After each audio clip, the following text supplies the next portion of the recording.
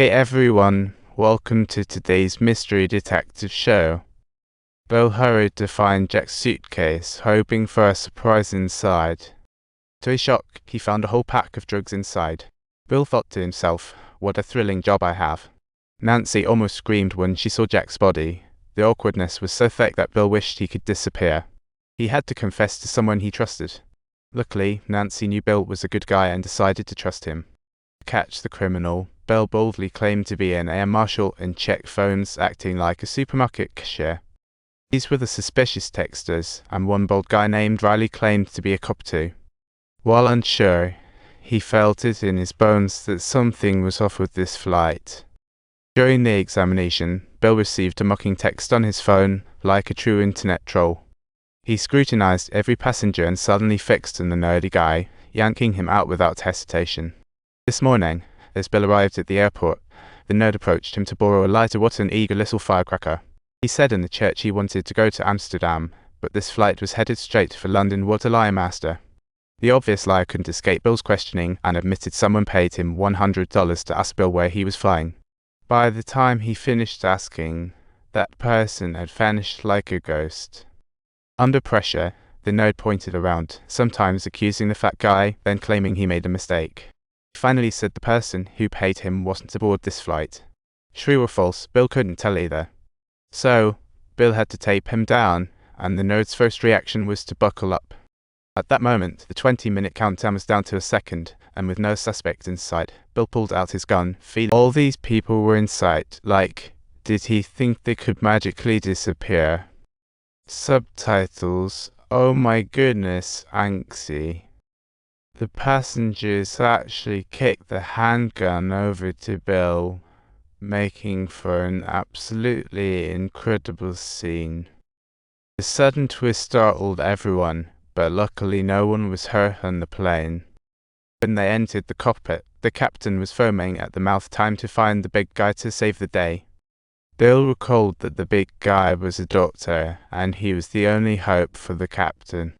When pressed by Riley and Oppose as questions, Bill opted for the art of evasive maneuvers, true Tai Chi master. Doctor, hurry to the cockpit now. You're making me wait in the cockpit. Quick, don't make me wait. What? From one cockpit to another, get back, hurry. The doctor says he's a goner.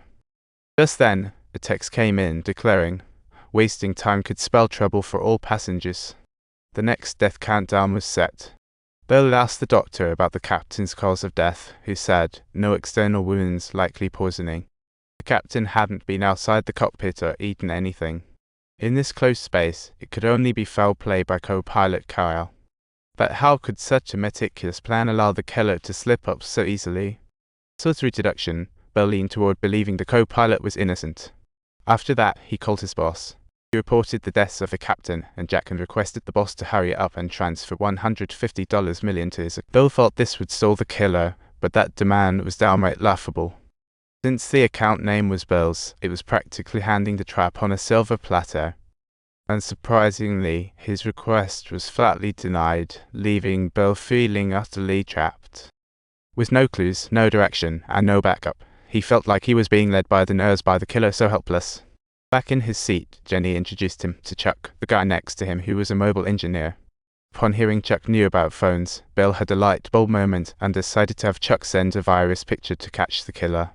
The virus would make that person's phone ring, so whoever's phone rang, that's the culprit. Nice and simple. While preparing, Bill announced over the intercom that there would be a surprise inspection, like an invader. This thoroughly displeased everyone. Honestly, they were starting to question their life choices. With all the strange occurrences, Bill had kept things cryptic and never revealed the whole story. For passengers, the unknown was the scariest part, so Bill started rambling to keep everyone's spirits up. He claimed that the airline promised every passenger a year of free flights, secretly hoping for a grand prize. After hearing this, everyone quieted down, waiting for Chuck's move. The tension was palpable. Once everyone was seated, Bill asked them to raise their hands as he took control of the situation, just in case. With his gun in hand, he patrolled the aisle, and when he heard a phone ring, hope rekindled to find the killer. Bill quickly pulled out his gun, only to realize the ringing phone belonged to someone he had already checked. The man pulled out his phone and said, "This is mine." Wine's in my bag, check if you don't believe me. Subtitles, however. At this very moment, Bill had already started to feel a little nervous as he pressed the man towards the back.